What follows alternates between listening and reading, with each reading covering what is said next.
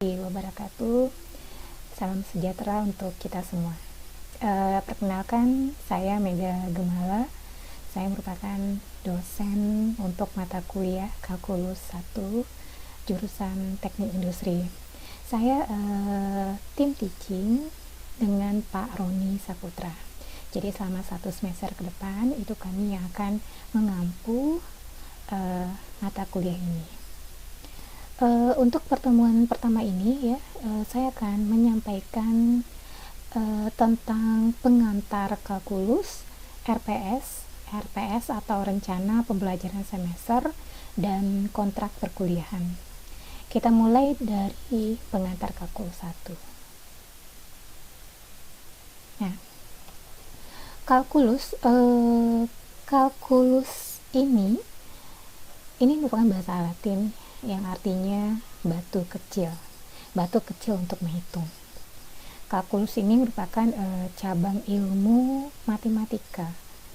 Jadi jika di tingkat SD, SMP, SLTA Anda semua sudah mendapatkan materi matematika ya, hitung-hitung. Nah, di tingkat mahasiswa ini Anda mendapatkan materi matematika yang lebih sedikit tinggi dibandingkan dengan matematika di tingkatan sebelumnya. Karena dalam cabang ilmu matematika ini, kalkulus ini, yang kita pelajari itu mencakup limit, turunan, integral, dan deret tak terhingga. Jadi keempat materi ini merupakan 4 bahasan pokok di dalam kalkulus 1. Kita akan pelajarinya nanti satu persatu. Nah, kita lihat sekarang manfaat dari kalkulus itu sendiri. Kenapa mahasiswa teknik harus mempelajari kalkulus? Apa sih fungsinya nanti di dalam dunia kerja saudara semua? Untuk kalkulus, aplikasinya itu luas sekali dalam bidang sains, ekonomi, dan khususnya teknik. Dengan menguasai ilmu kalkulus itu kita bisa menyelesaikan problem dan mendesain sistem solusinya. Dan pola pikir dan konsep penyelesaian dalam mata kuliah kalkulus ini sangat berguna bagi engineer. Jadi nanti khususnya teknik industri, jika nanti skripsi akhir kalian itu tentang mendesain sesuatu, itu butuh pola dan konsep dari kalkulus.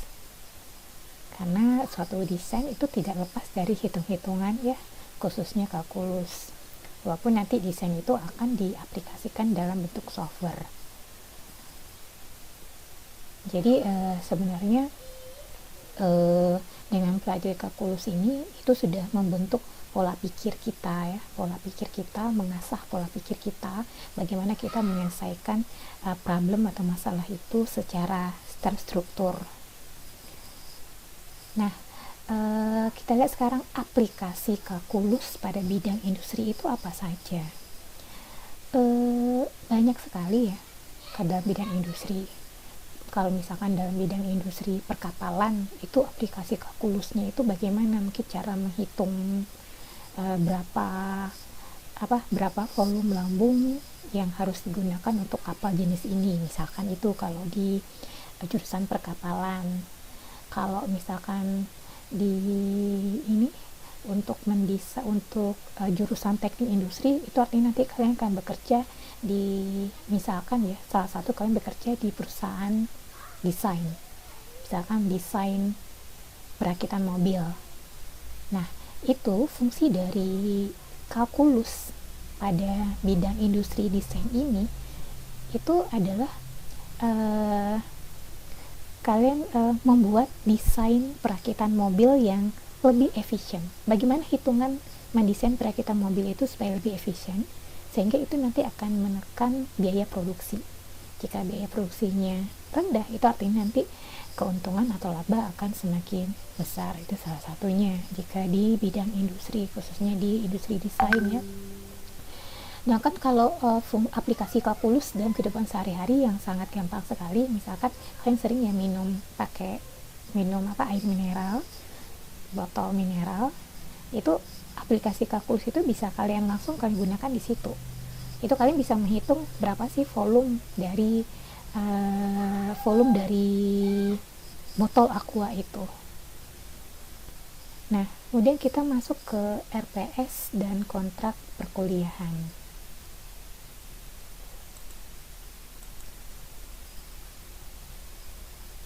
Nah, kontrak perkuliahan kalkulus 2020-2021 Fakultas Teknik jurusan Teknik Industri.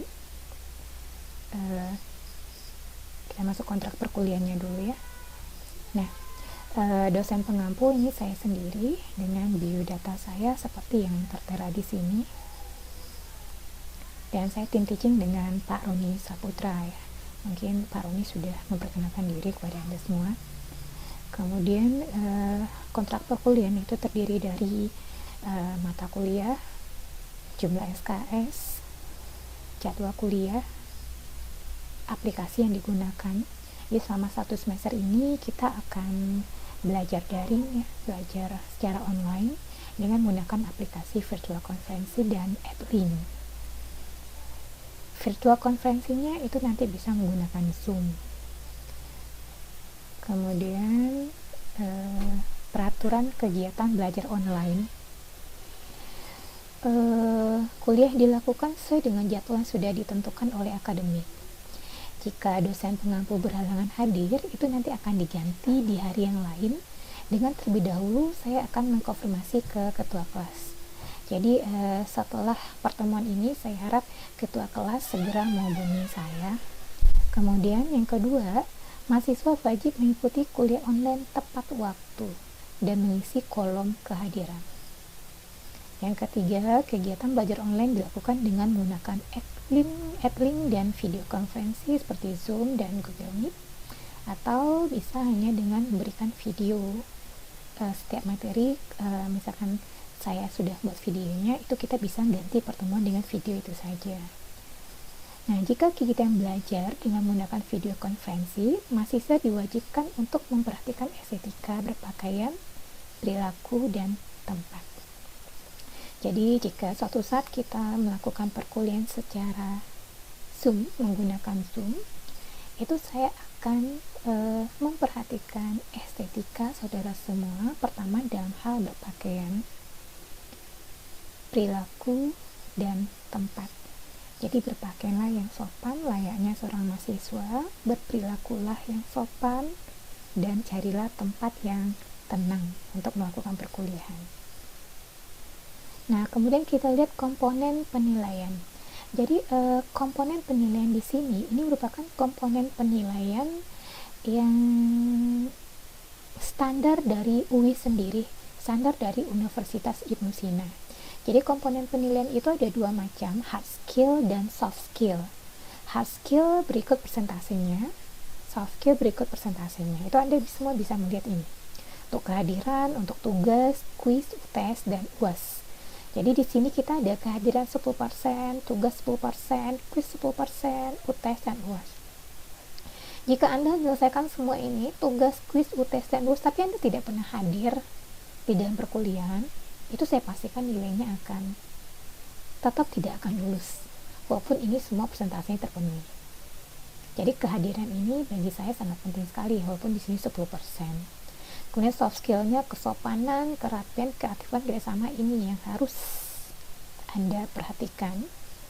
Jangan sampai Anda lepas kendali ya, walaupun kita belajarnya secara daring, pertemuan kita secara virtual, tapi itu bukan berarti kita mengesampingkan kesopanan, kerapian, dan keaktifan ya, terutama kesopanan dan kerapian ini.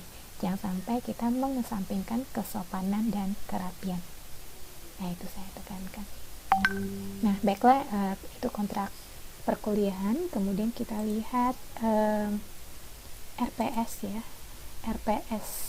RPS ini merupakan rencana pembelajaran semester.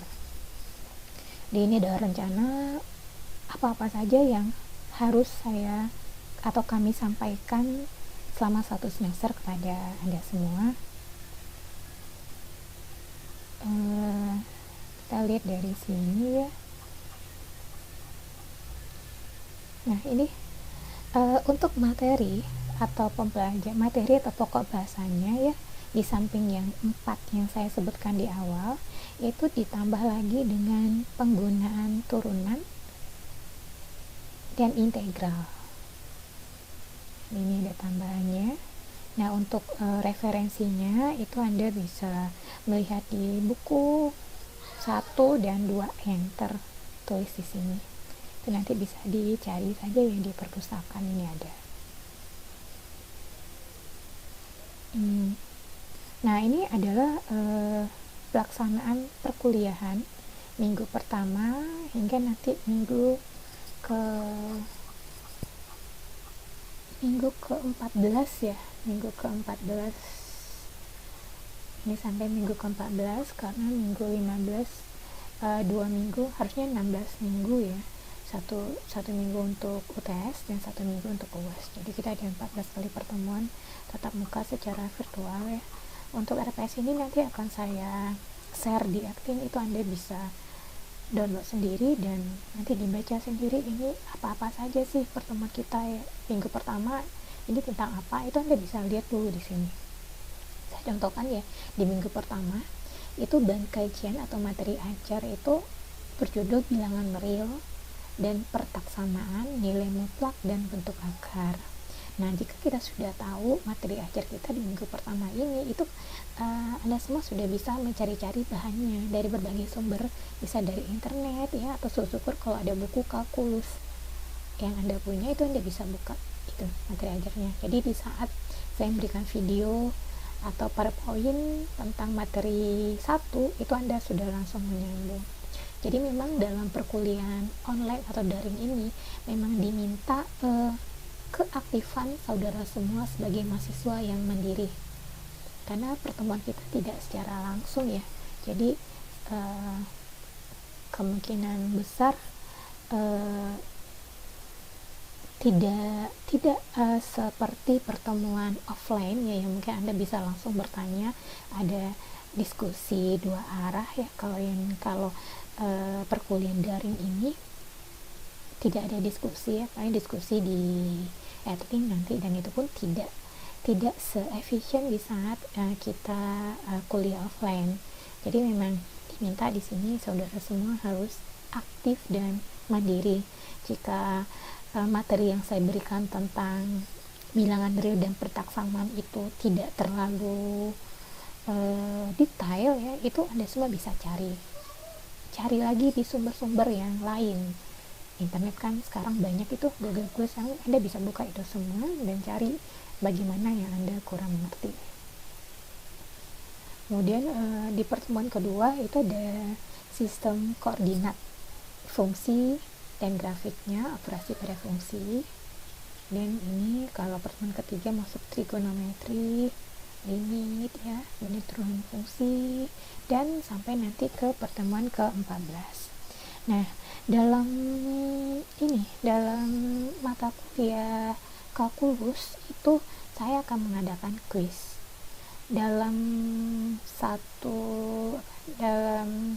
sebelum UTS itu ada kuis 1 kali, kemudian setelah UTS itu ada kuis 1 kali. Jadi selama 1 semester itu ada 2 kuis yang akan saya berikan.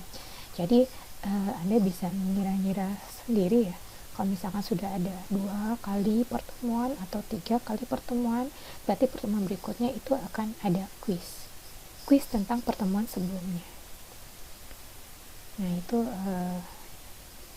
yang harus dicatat ya.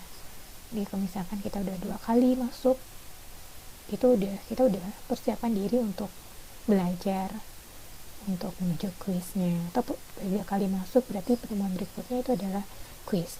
Jadi itu maksimal 3 kali masuk, itu saya akan memberikan kuis untuk melihat sampai di mana kepahaman Anda tentang materi yang sudah diberikan. Nah kuis ini juga membantu untuk mengurangi beban menghadapi UTS dan UAS. Jadi kalau misalkan 3 materi kita sudah kuis, berarti bahan atau materi yang akan dimasukkan untuk UTS itu adalah materi setelah kuis. Jadi misalkan 7 kali pertemuan itu UTS ya, 3 kali pertemuan kita sudah kuis, berarti untuk UTS itu hanya 4 kali pertemuan setelah kuis. Nah itu artinya kan mengurangi beban ada semua ya, dan juga beban saya.